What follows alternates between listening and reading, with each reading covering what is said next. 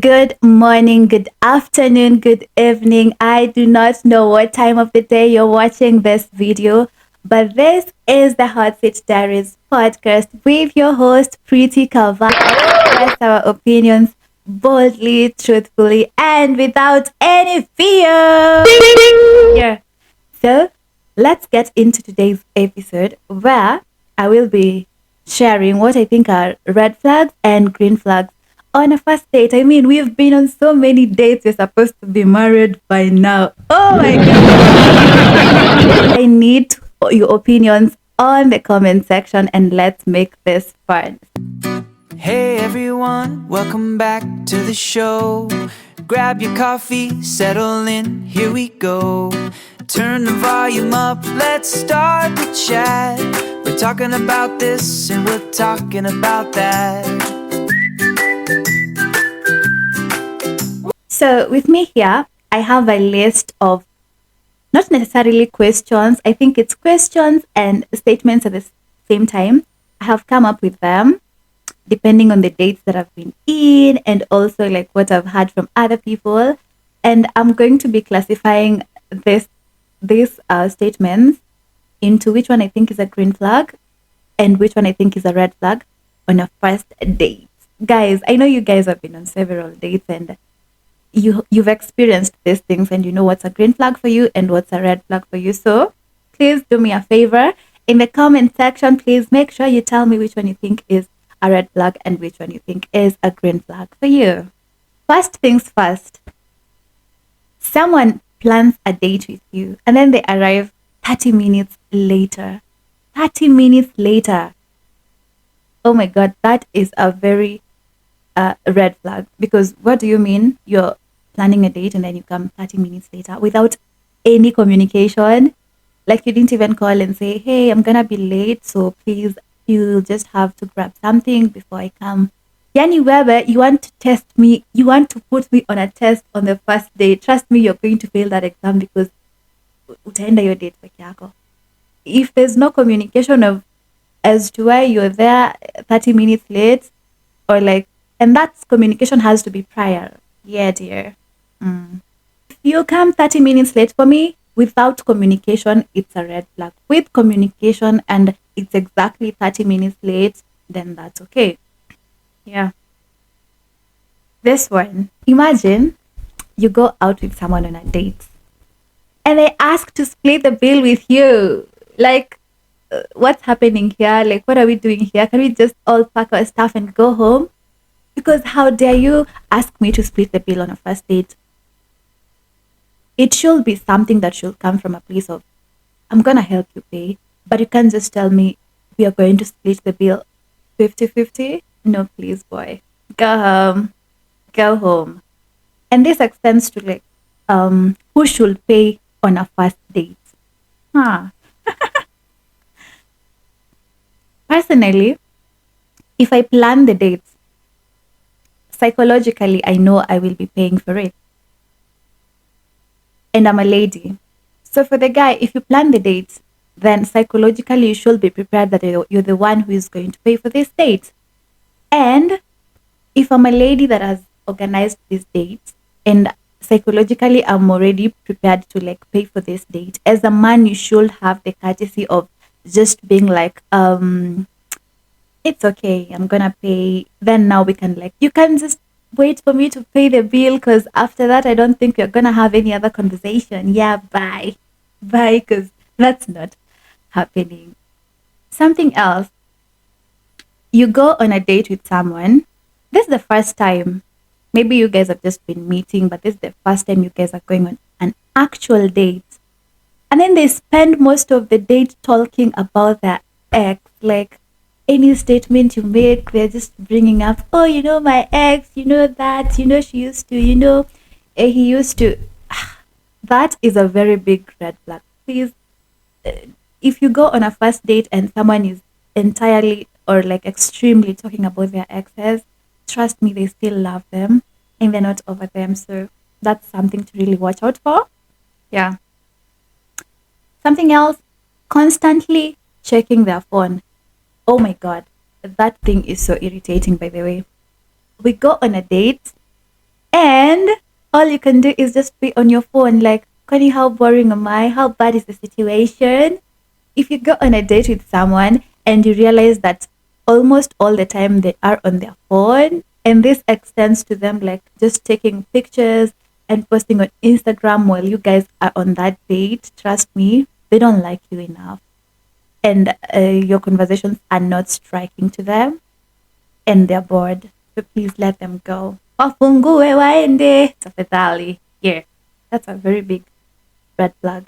I think if you're on a date with someone, you should just be seated calmly, looking them straight at the face, trying to study them, um, trying to read their body language and like whatever they're saying. You know, I don't know about this one. If someone takes you on a first date and they tell you they're looking for marriage on a first date, is that a red flag? I once shared this with a friend and they were like, I think that's a red flag because if I'm coming on a first date, then I want to know you. And then after I get to know you, maybe we get into a relationship, we start falling in love with you, and then now we can start talking about marriage. So the fact that you're talking about marriage on a first date and you're so adamant on it, I don't think it can be classified as a red flag, but there's so many questions to it. Like, how well do you know me to want to be committed to me for the rest of my life? Or like, why are you rushing to just wanting to put me in a box where you know this is for marriage and marriage and marriage and marriage? I think unless you guys have really studied each other for a while, like you guys have been friends, and then this is the first time you're going out on an actual date, then someone talking about marriage could make sense. And like, we've never interacted as friends in any area, and then we are out on a first date and you're already talking about marriage, darling, something is wrong. Someone that is rude to the waiters and someone that does not tip the waiters just tells me how ungenerous they are and like how rude they are, because you cannot be rude to the waiter and be nice to me. In fact, you should extend a hand of grace to someone that you expect nothing from, unlike me that you're expecting a relationship from. So if I go out on a date with you and you are rude to the waiter, trust me, that's the last time you ever setting your eyes on me, because there's no way, no matter what the waiter does or the waitress does, just try and be calm. And also after the date, please make sure you tip them. I don't care, it's 20 shillings, 50 shillings, 100, 1,000. Just make sure you're tipping the waiter. Because if you're not, what are the odds that utani way? Yep, those are just my thoughts, guys. Give me yours in the comment section. If someone admits they Googled about you before the date, I think that for me is a green flag, because that shows that you are interested in knowing about me when it comes to like the social media, so that when you're coming to me, you already have some background information, and it also shows interest, because I'm thinking if I am going to the Instagram, TikTok to search about you, you're very important, man. If I'm investing my time in like trying to understand who you are, what you do, or do we align, then that's a green flag. This one is quite crazy. Imagine when someone says, I don't believe men and women can just be friends. What will be your thought on that? Someone doesn't believe that genuinely men and women can be friends. Okay, I know that's quite arguable, but I personally think men and women can be friends. Yeah. I don't think that's really a problem unless one is found. Yeah. They order for you without asking what you'd like. It's on a first date and you don't even know my favorite meals. You don't know what I feel like taking at that time. And you know, as women, like sometimes our appetites depend on what time of the month, and you just want to order anything for me. That's a red flag. Please let me order what I want. And what you can do is just ask me, hey lady, what would you like to order? or what would you like to eat? Like, I mean, that just shows how much of a gentleman you are. So for me, if you order for me without me saying what I want, it's a red flag. But if you ask me, my lady, what would you like to eat? Sorry, then that is a green flag. Mm, someone openly tells you they're seeing other people on your first dates. Like they're just so bold about it that I know I'm with you on a first date, but I'm seeing someone, or like I'm still open to like exploring other connections. I think for me that is a green flag because like you're not trying to hide anything and you're not trying to play some games, but later I would want you to come back and be like, yeah, I've explored and now I've decided to be in a relationship with you. Yeah, I think that's openness and that's a green flag to me. Unlike someone who's just gonna be like, I've shut down all my relationships when I saw you and now I'm so madly in love with you. Oh please, go and madly love someone else somewhere else because that's a freaking lie. Yeah. Imagine you're just from a date with someone and then they tell you to send a live location that you are home. Please block that person and leave them alone because that is another amount of insecurity. What do you mean? We're just from a first date and you want me to send you live location if I'm home? Sasa na tukioana sasa nitakutumia every minute and every second of my life. No, I feel like that's some insecurity. If someone asks for your live location after a first date, that for me is a red flag. Because why are you insecure? What are you insecure about, darling? Hmm? If they ask to see your phone on a first date, that also shows insecurity because ni nini mbaya? Like it shows that they're from somewhere where they've been hurt so much and they have so many insecurities with them and they cannot trust you too. That's a red flag. This one. Imagine you are from a date with someone. It went so well. You guys talk. And now, after you get home, the way you're in the matatu, or like if they ordered for you a cab, or like they just took you home with their car, you're just reminiscing of the afterward conversations of on the phone. And then that person takes 3, 4, 5 days without calling you back. Guys, please do not put women into such tests because you're going to fail. If you're from a date and it went well, please keep the conversation alive. But if you want to stay for a few days to see, I don't know if whatever, utaachwa, like 24 hours are enough for someone to move on. Do you know that? 24 hours ni mob sana. Utapata nilishaenda date ingine and I'm in a new relationship. Chelewa chelewa utapata mwana si wako. No, this is crazy. If someone arrives on a first date with a matatu instead of a car, is that a red flag or like a green flag? For me, it can't really be categorized because someone could come in a matatu and they left their Mercedes Benz back at home, the Range Rover, and someone else could pull up in a car that they've just actually hired. For me, I don't think that really matters, and I wouldn't classify it as a red flag or a green flag, but I will just say, listen to what the person says and analyze their vision and see if you guys actually align or like you can keep talking and see if it builds into a relationship. Because if you're going out on a date with someone, you're getting to know them, right? Yeah. So for me, that doesn't matter. But I think having a car will be an added advantage. Ah, this one, this one, this one, this one. Going on a date and then realizing this person doesn't party or they've never partied at all. I think to some extent, I usually have a problem with this one. I cannot necessarily classify it as a red flag or a green flag, but partying does not necessarily mean that you drink, but how much exposure do you have?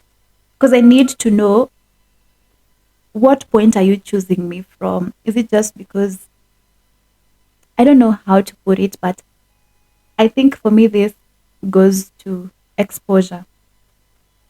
How much exposure do you have, and can we really align in terms of like lifestyle? Because yo, unaweza pata like we are ticking 80% of each other's boxes, but when it comes to lifestyle kidogo, we are brushing shoulders. So it's good to look at that, but I wouldn't really classify as someone who parties and someone that doesn't party as a red flag. Me, I would go to like how much exposure do you have when it comes to like dating and going out with people, you know? You go out on a date with someone and they are still living with their parents. Is that a green flag or a red flag? I mean, for ladies, it's okay. Ladies are allowed to stay with their moms, with their dads, for a certain amount of time. But I think for guys, kuna kwanga tu na ile time yenye it's high time you get out of your father's house, especially if you have an income. You're not supposed to be living with your parents. Like, you need to experience life out there as a man, you know, get to know what you want as a man without any pressure from the family or like from anything. I think I wouldn't classify that as a red flag or green flag, but I would say as a man, if you're like 25 and above and you have a source of income already, it's high time you just start living by yourself. Yeah, please. If you're a man above 25 and you're earning and uishi peke yako, try to understand yourself as a man, figure out your own life. That me as a woman, when I come into your life, you already set your boundaries are in check. Like, hakuna mchezo. I think you guys get what I'm saying. Yeah, but I wouldn't classify that. If you're not stable yet, then you could just take your time at your parents' house. But if you're already stable, please don't. Because me personally, given a chance, kuishi na wazazi, you pay mentally, man. So if I have um a good source of income, then I will just prefer to live by myself, make my own rules, and decide what I want for my life, not based on anything else, right? Yeah. If someone asks about what you earn on a first date, run. They're after your money. Men, please run. I'm telling you this for free. There's no way you want to know what I earn on my first day, on the first date. Like, kwani wewe una earnings zako? We, butu ache hiyo mchezo. I cannot disclose. Even in a relationship, I don't think someone should disclose whatever they earn, or like you should tell your partner whatever you earn, unless sasa imefika mahali mnaoana. Mi hata kwanza siwezi taka hiyo stress yati how you manage your funds. Manze, if you earn 1,000 in a month, hiyo ni mambo yako. You just make sure I'm okay. I think I would only want to know how much. Hata in a marriage, I think it depends on the agreement. Because mwanga bad. If someone tells you, I have fallen head over heels with you on a first date, I think that's a lie. That's a lie. I mean, you could love my vibe, you could love the way I look, you could love the way I present myself, but falling in love, I mean, there could be the initial attraction, but I think you telling me you've fallen in love with me on a first date, it's a lie, because that tells me that you're not the depth kind of a person. You just fall in love aimlessly, and you just, falling in love takes time. Liking someone and getting attracted to someone, those ones could happen within the first few days or like on the first date. But falling in love with someone, it takes time. I mean, it takes time. Hiyo mambo ya love at first sight, guys, wache hiyo mchezo, because hii ndo kitu inafanya heartbreak zina take. You were just in a situationship with someone for like a month and it's taking you years to actually heal. No, guys, let's do better, my love. I think the others are just some sort of repetition, but there are so many things that anyone would consider a green flag or a red flag on a first date. I think those are the ones that I was prepared for. But all I can say is, mtu anakwambia anakupenda on a first date. I don't know. Maybe there are people that have stories where they fell in love on the first date and then it was all fun. But I would love someone that is about depth, depth, and depth cannot just be defined in a day. Yeah. Make sure you comment, like, subscribe, and share this episode. And let me see your opinions on the comment section. Until next time, it's your girl, Pretty Kavata, and this was the HSD podcast. See you on the next one. Bye.